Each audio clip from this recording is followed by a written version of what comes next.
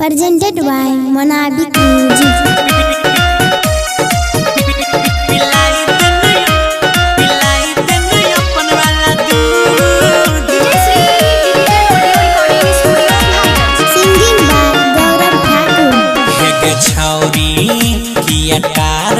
मंगला दूध पिलाई देन अपन वाला दूध पिलाई देन अपन वाला दूध अपन वाला दूध सुने रानी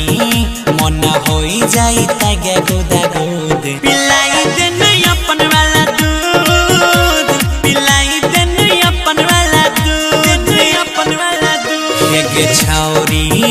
किया कार छी मंगला दूध पिलाई देन अपन वाला दूध पिलाई देन सुगिया के दूध पिलाई देन अपन वाला दूध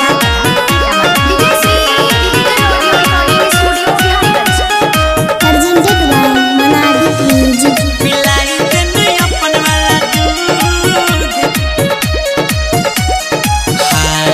दोसरा के दई छी उठौना के साँझ बिहौना तू घर में बोलाबै छी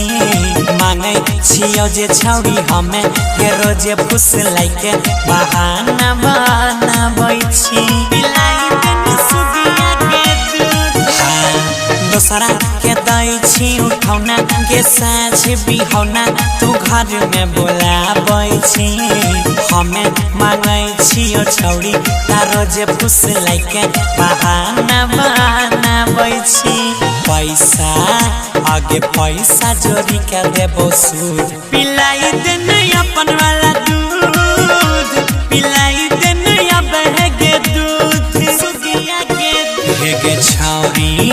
किया टार छी मंगला दूध पिलाई देन अपन वाला दूध पिलाई देन अपन वाला दूध पिलाई देन अपन वाला दूध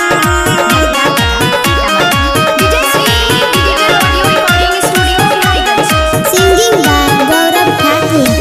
पिलाई देन अपन वाला दूध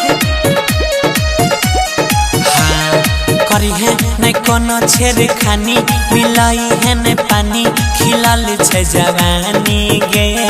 बने नया बेनीर दैया गिलले ने रुपैया बढ़े छै परेशानी के पिलाई देन सुगिया के दूध